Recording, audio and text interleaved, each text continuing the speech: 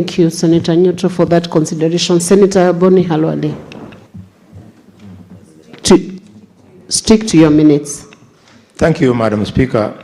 Madam Speaker, in a condensed fashion, the country remembers that in 2003, the biggest change that took place after election was the announcement by President Mwai Kibaki that there shall be free primary education.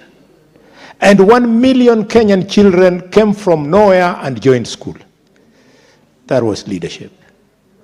Madam Speaker, fast forward 2022, the biggest announcement that came was that we will have the new funding model and solidifying the competency-based system of education.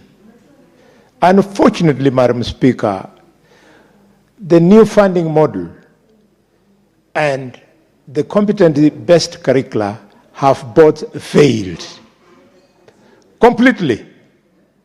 And Madam Speaker, it's a shame that the failure of CBC has resulted in the loss of free education that we are having in this country, Madam Speaker.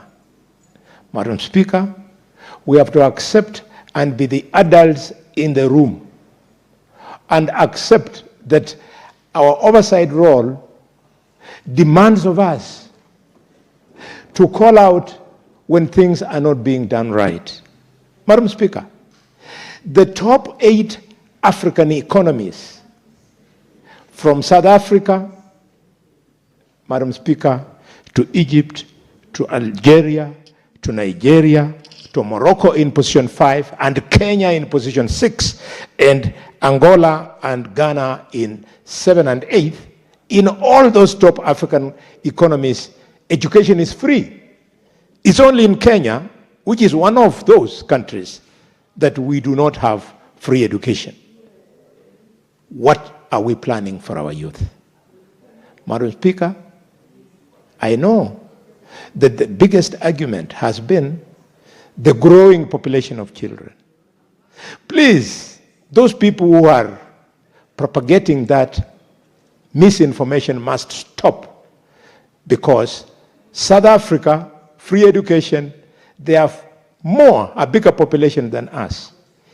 Egypt, free education, their population is in hundreds of millions.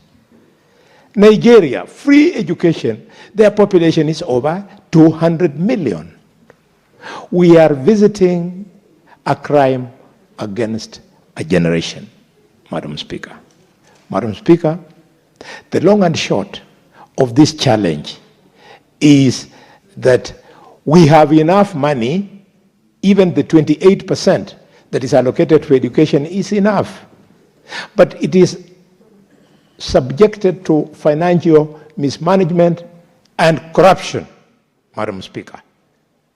Madam Speaker, financial mismanagement, colleagues have spoken to it.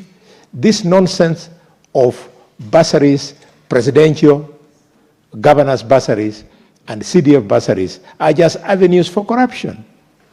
The country remembers that only last month, the Auditor General released a report which said 2.1 billion Kenya shillings has been corruptly handled by members of the National Assembly of Kenya.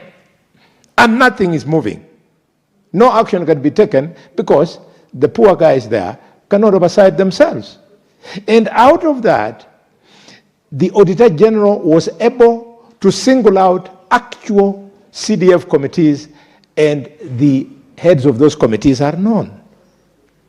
There is a report, in that report I have read, Madam Speaker, that the MP of Embakasi, I think Embakasi is west or central, the MP spent 62 million shillings training saloonists, because those saloonists are voters. It's a shame. I support.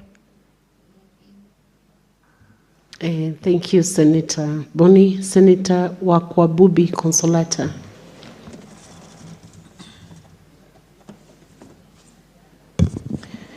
Thank you, Madam Speaker, for according me this opportunity to contribute towards this momentous or rather substantive motion by Senator Nyuthu. I'm a product of teaching, and I want to reiterate this point that teachers actually need a dignified lifestyle, and by looking at this motion, I think it is one of the avenues that will improve on their welfare, even as they join the teaching colleges.